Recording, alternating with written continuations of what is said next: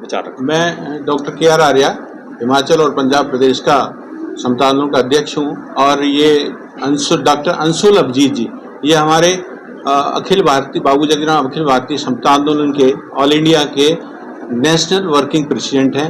हमारी national president बहन मीरा कुमार जो फॉर्मर स्पीकर लोकसभा हैं। बहुत दिनों से मेरा इनसे आग्रह था कि आप नंगल और हिमाचल ऊना का स्पेशली दौरा करें और हमारे लोगों से मिलें, स्पेशली हमारे पदाधिकारियों से मिलें और हमारी मीडिया ये जितने भी मीडिया अंशुल जी मैं एक बात बताना चाहूँगा, ये मीडिया के जो लोग हैं हमारे बहुत अच्छे मित्र हैं क्योंकि हम चाहते हैं कि ऐसे युवा जो बहन मीरा कुमार जी के पुत्र हैं आने वाले जो भविष्य के कर्ता धर्ता हैं और अंशुल जी आने वाले हम तो विश करेंगे कि ये लोकसभा के मेंबर बने और मंत्री बने और हमारी समस्याएं हमारी लोगों की उन समस्याओं को हल करें। इसी के साथ मैं ज़्यादा वक्त न लेता हुआ सभी पत्रकार भाइयों का सभी लोगों का मैं राजेश पटियाल जी हैं, मनीष जी हैं, वीर साहब जी, मतलब ये मेरे बहुत ही सारे के सारे बहुत अच्छे मित्र हैं और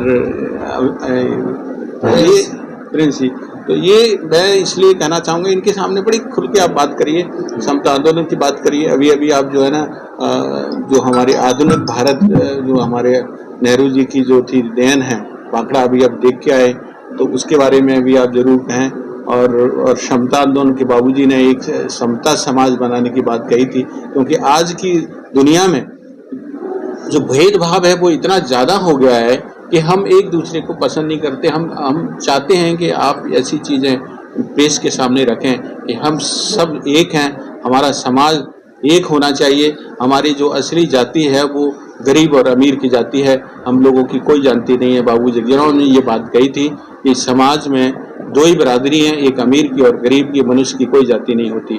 तो इसको अगर मान के चलें तो हमारा देश उन्नति कर सकता है। जब हमारा देश उन्नति करेगा, हमारे लोग उन्नति करेंगे, मिलजुल के रहेंगे तो हमारा डेफिनेटली हमारा देश उन्नति करेगा।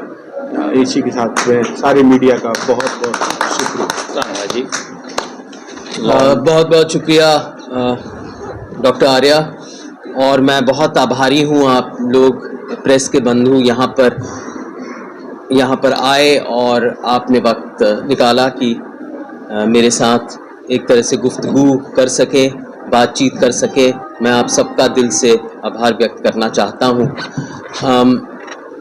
डॉक्टर आर्या तो यहाँ पर मुझे बहुत दिन से बुला रहे थे। मेरी खुशकिस्मती है कि यहाँ पर इस पावन धरती पे आया हूँ मैं और डॉक्टर आर्या यहाँ पर बहुत दिनों से सुदृढ़ हैं, मजबूत हैं और बाबू जगजीवन राम जो मेरे नाना जी थे वो उनकी विचारधारा, उनकी सोच, उनका संदेश, उनका संघर्ष को आगे ले जाने में, अगली पीढ़ी तक ले जाने में वो तो हमें विरासत में मिली है। वो एक बहुत यहाँ पर एक सक्रिय उनका योगदान है, सक्रिय कार्यक्रम वहाँ पर कर रहे हैं और ये ज़रूरत भी है क्योंकि ये विरासत कोई मेरी अपनी व्यक्ति विशेष की विरासत नहीं, वो सब की है। बाबूजी जो थे और इसी वजह से ऑल इंडिया समता मूवमेंट हम चला रहे हैं उनके नाम पर। बाबूजी से वो हमेशा समता और समरसता की बात करते थे और छोटे से गांव में 115 साल पहले उनकी पैदाइश हुई चंदवा में, उनको भेदभाव का सामना करना पड़ा। वो दो लड़ाई लड़ रहे थे, एक तो जाति प्रथा के खिलाफ, ऊंच नीच के खिलाफ, भेदभाव के खिलाफ, छुआछूत के खिलाफ और दूसरा अंग्रेजी हुकूमत के खिलाफ। दो लड़ाई उन्होंने लड़ी और अंग्रेजी हुकूमत के खिलाफ वो जेल भी गए, जाति प्रथा की भी लड़ाई लड़ी। जरा सोचिए 100 साल पहले, और अपने आप को शिक्षित भी किया, सशक्त बने, मजबूत बने। 30 साल से कम उम्र में उनके पास 14 अपने एमएलए थे। 14 एमएलए लेकर वो कांग्रेस पार्टी में महात्मा गांधी के बुलावे पर वो शामिल हुए, कांग्रेस पार्टी में आए और कांग्रेस पार्टी को और मजबूत किया। कांग्रेस पार्टी का तो योगदान आप जानते हैं, मैं ज्यादा कहने की बात नहीं समझता हूं। गांधी जी के नेतृत्व में उनकी अगुवाई में हमने ये एक स्वतंत्रता संग्राम की लड़ाई लड़ी थी। वहां पर जो कांग्रेस के लोग थे और बहुत सारे और लोग फांसी पे झूल गए थे, उनकी शहादत इतिहास में दर्ज है।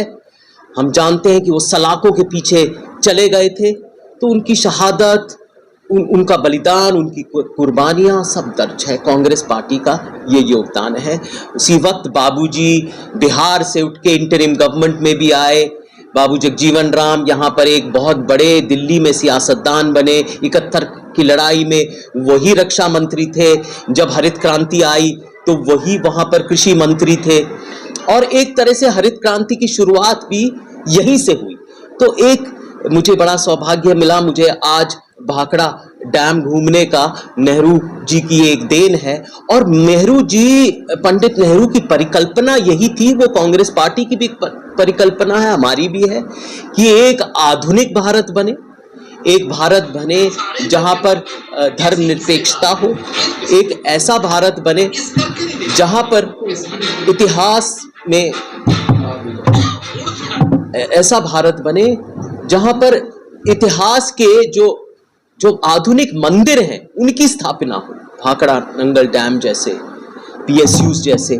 उस समय भारत जब आजाद हुआ तो केंद्र सरकार के अलावा किसी के पास वो न पूंजी थी कि वो निवेश कर सके, तो निजी निवेश बिल्कुल नामुमकिन था।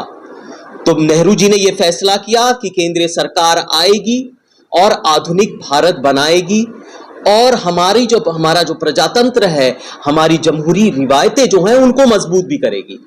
तो हमने ये देखा, एक तरह से ये आधुनिक भारत का मंदिर ही नहीं, ये एक आस्था का स्थल है हमारे लिए, एक श्रद्धा का स्थल है, क्योंकि हम जाके वहां पर पूजा करते हैं आधुनिक भारत के लिए, उसकी भविष्य के लिए, और जल्दी से जल्दी ये एक तरह से और मजबूत हो और सशक्त हो और संपन्न हो।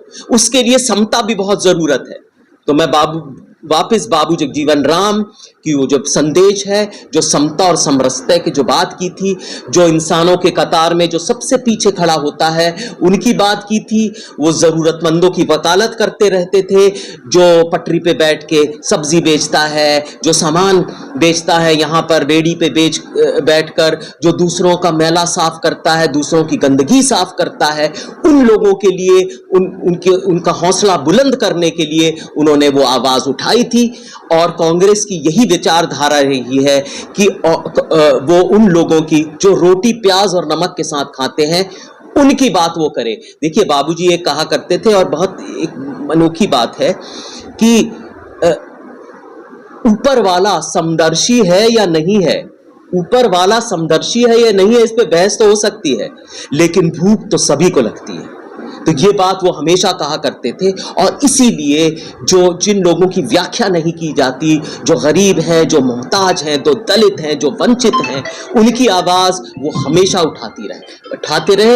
यही हमारी प्रतिज्ञा है, यही हमारा दावा है, यही हमारा वचन है। हम ये करते रहेंगे समता मूवमेंट के खिलाफ। और सियासत की भी बात कर लेते हैं, क्योंकि मैं कांग्रेस का राष्ट्रीय प्रवक्ता हूं, और टेलीविजन डिबेट पे यहाँ पर मेरे भाई बंधु यहाँ पर बैठे हुए प्रेस के मित्र, टेलीविजन डिबेट्स में मैं अक्सर आता रहता हूं और ये बहस करता रहता हूं कि कांग्रेस की भी यही विचारधारा है कि जो समाज के पायदान में जो सबसे नीचे है उसकी वकालत हम कैसे करें, जो मंदी है, जो बेरोजगारी है, जो महंगाई है, उसकी बात हम कैसे बार बार उठाएं ताकि एक समता का समाज बन सके, हमारा समावेशी विकास हो सके। सभी लोगों को साथ लेके चलना है, कहने से नहीं होगा भाई, खोखले वादे से नहीं होगा। हम सब लोगों को समाज में लेके चलना है, आगे बढ़ना है। तो इसके लिए हमने ये एक वचन किया था। देखिए, जब आजाद हुआ था मुल्क, तो हमारे दावे थे, हमारे संकल्प थे कि एक समता और समरसता का समाज बनाएंगे। वो अधूरा रह गया।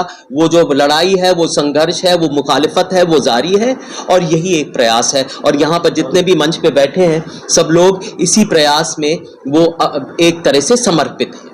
तो मैं आप सबको आखिर में धन्यवाद देना चाहता हूं। आप सब आए, और सब बहुत सारी बातें हैं करने की, सियासत की भी और राजनीति की बहुत सारी बातें मैं यहाँ पर तैयार हूं। बहुत बहुत शुक्रिया आप लोग यहाँ पर आए।